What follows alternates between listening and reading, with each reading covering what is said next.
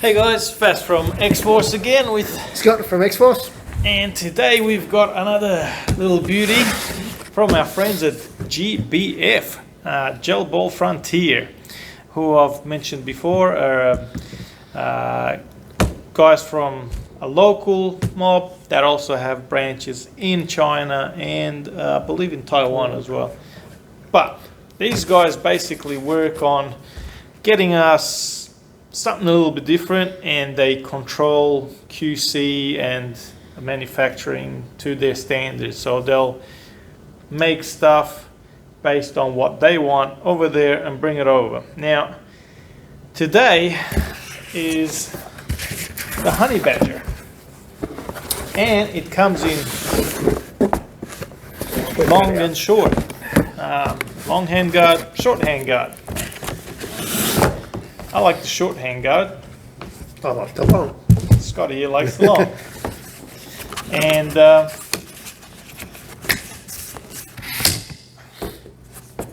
there they are. I mean, in all their beauty. Now, first things first.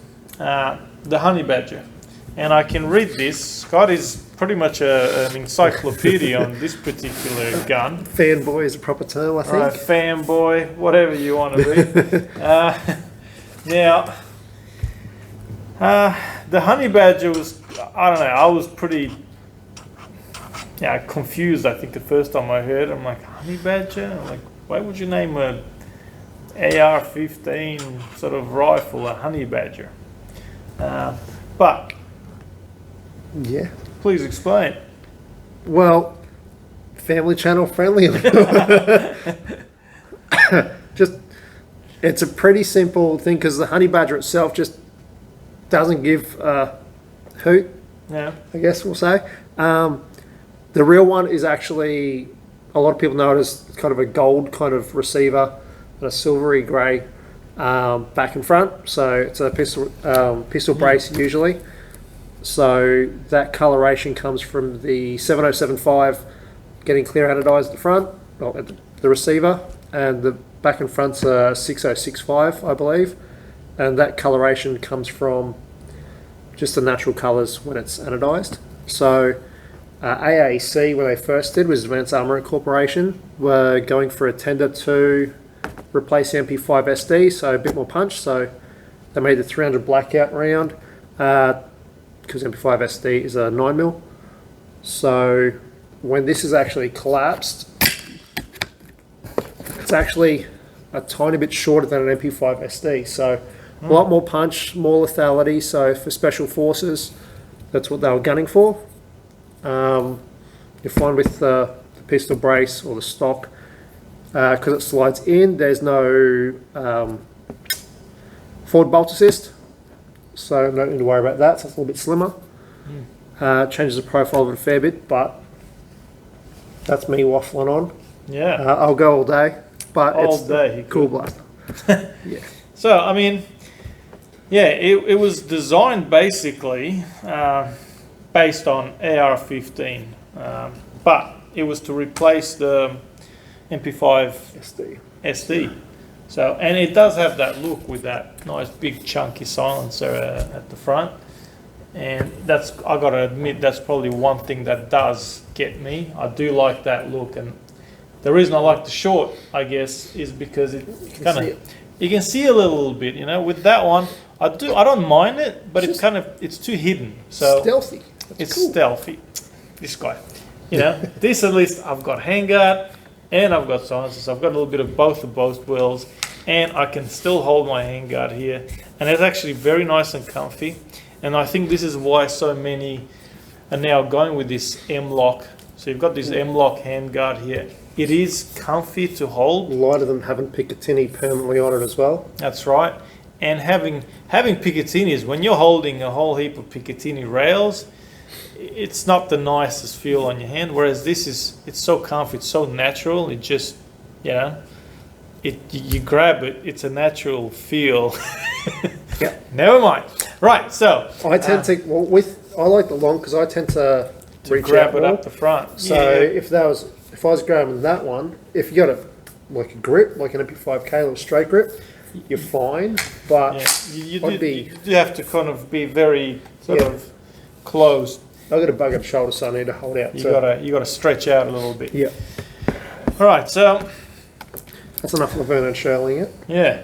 All right, so both rifle and cartridges were developed in close cooperation with the American Special Operations Units to basically create a replacement for the HK MP5. So being, it's a CQB basically blaster. Now, going away from the real thing, the gel ball part is majority. So basically anything from here on, that's all metal. Then you've got a CNC Picatinny rail up top. And then your receiver, it is polymer, nylon, whatever you want to call it. But it is a very decent and well-built blaster. Some people have had, but it's not all metal. Look, it is what it is. If it's too much metal for a CQB, it's going to be quite heavy. And this thing's already got some weight to it. I don't know how heavy it is. I don't have that in front of me, but it is definitely got at least 2 kilos in there. Yeah, it's a nice balanced weight because of the ergonomics of it. It's a very comfortable natural hold. But if it was just more metal chucked on there just for metal sakes. Yeah. And Magpul pistol grip, that's very nice, very comfy. I do like that. And the stock, again, this is one of the things that I do like on the MP5s, is the collapsible stock, you can adjust it without sitting there trying to pull God knows what, and they look good and comfy enough. Now, this particular one also comes with a metal gearbox. Now this one is a cast, and it does have the big R MOSFET. Which is great. Automatic mag prime. It comes with Warranty's glow mag as well. So at least when you stick it in, so that's the other thing that's pretty cool. These guys, they said, we don't want to just give any rubbish in there. So they've given you an actual war interest, tracer mag. That's pretty nice, and they're quite a decent quality mag. The gels that are in here, they're actually AK. They're not branded, but they are supposedly AK gels. So they're going to be a decent gel. Obviously, a charger, and the battery should be in this one because we were testing it, or maybe not. But it does come with a battery. yeah, got 11 volt. It is in there, but I must have, Unless you've left it. I've left it in there and it's drained. There's one thing to remember with all MOSFETs is disconnect your battery or you'll kill the battery like that. Like I did. Yeah. So there's your battery, 11 volt, 25C, 1000 milliamp. Both the LiPo Vector ones will fit in here as well. Oh, that. Just so if you do need like spares, because I always take a couple extra batteries. The wiring, I will say, it is pretty well done. It's quite thick, and you do have your mini Tamiya plugs, like most. They are annoying, but most have it, so there's no getting away from it. All right. Now, your semi, full auto, and your switches also are CNC metal. I've got my little cheat sheet here, so I can always look. GBF CNC gears, 18:1s, I'm told. Split metal gearbox, CNC piston head, CNC cylinder head, CNC double O-ring nozzle, an M85 SHS spring. Now, M85 is pretty much the lowest, I think, that I know of. We don't even carry them because they're too low. So chucking in this little bit slightly stronger spring, you're definitely going to see some serious punch out of this. As they are, I think they're about 260, 270. M90 should get you about 290. 290, 300-ish. An M100 will get you well over the 300. 320, 330. So still for a lot of where I play it, like Crossfire or Urban or the Burrow, it's 330s. Yep. So mine's got an M100 into it, though. That's with the inner diameter of a 7.5 barrel. I dropped to a 7.3 now. I'm close to 347. Wow. So I've got to go to a M90 spring again. Yeah. So yeah, 7.5 alloy in a barrel and a SHS 480 high torque motor. So there's some quality goods in there, which is really good to see. Like I said, yeah, it comes. So in the box, you've got your Badger mag, battery, charger, aka gels. Now, they retail around $550, and you know, around that sort of price range, you do get some full metal blasters. Some will argue, but you know, in saying that, big MOSFET's usually about $90. yeah, Glow mags, 11-volt battery, so I have to pay for that. yeah. It's also got the LDT Universal hop up. All right, yeah. So it comes with the hop up as well. So it's everything you need apart from, obviously we've got the gel, so it's everything you need apart from water. Literally, yeah. You basically bought this package and you're ready to go. You really don't need any. You don't even need to have to worry about upgrading. Yeah. Well, maybe the spring if you really want it. That's a $10 spring. Wait your warranty period anyway. Bed it all in. Yeah. It's always great to bed stuff in on the original spring. That's it. But awesome little blaster. And I really do like this particular sort of receivers. It's got the sort of straight, clean lines. I'm probably a little bit over those round M4 sort of receivers. So seeing this kind coming through really tickles my fancy. I do like it.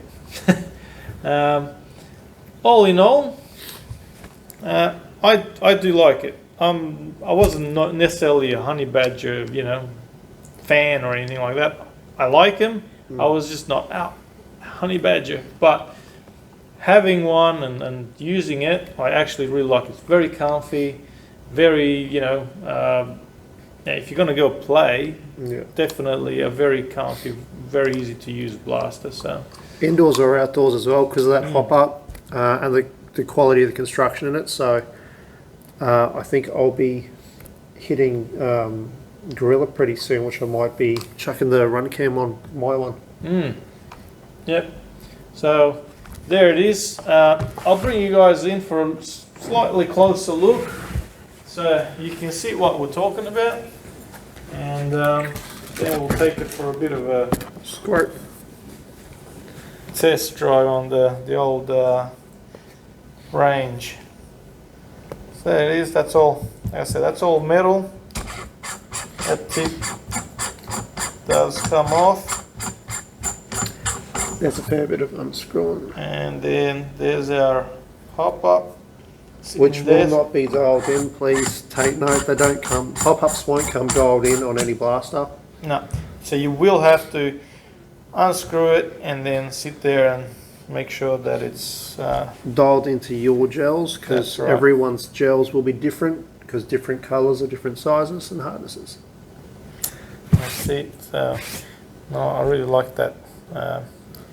Trigger guard as well there, very nice.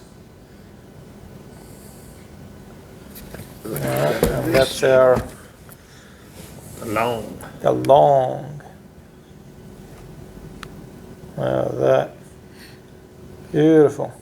All right, That's so a party blaster. that's it there. Let's go check it out. All right, so back with the honey badger. I'm going with the short because that's the one I like. And here at our range, and so I'm gonna put some more gels in that mag. The Warrantress Glow Mag.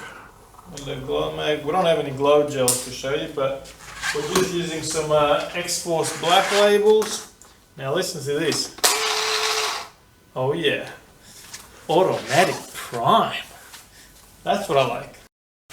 All right, so remember your high pro, and we're gonna crank a couple, just shoot a few in semi.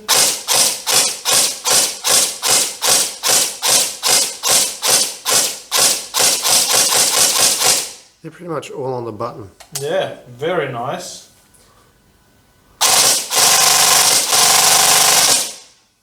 Very nice.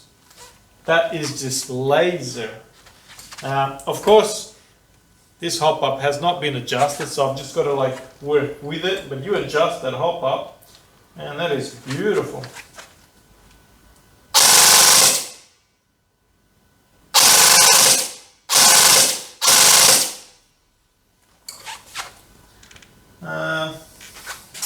I think that's about as consistent as you're gonna get.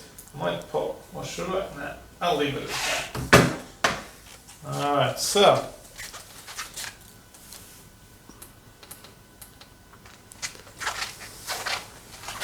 There we go. That's some consistent numbers right there. From what was it, an M80? So, I know we had one or two that were breakage in there, which gave us that lower number, but Yeah.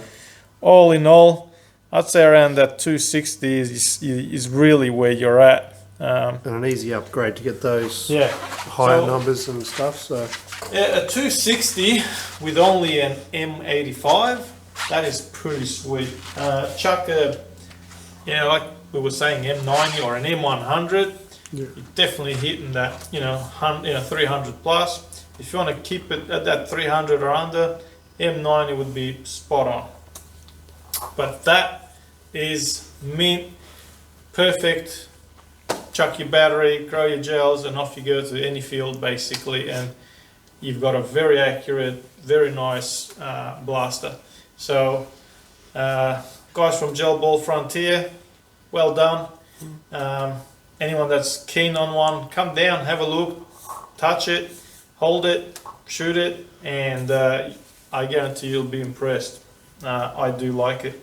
Anyway, hope that helps, guys. Thanks for watching, and remember, hi pro, stop and think, chuck that puppy in a bag when you go down to the field, and don't do anything silly. We'll see you guys next time. Thanks for watching. Disconnect your batteries after use.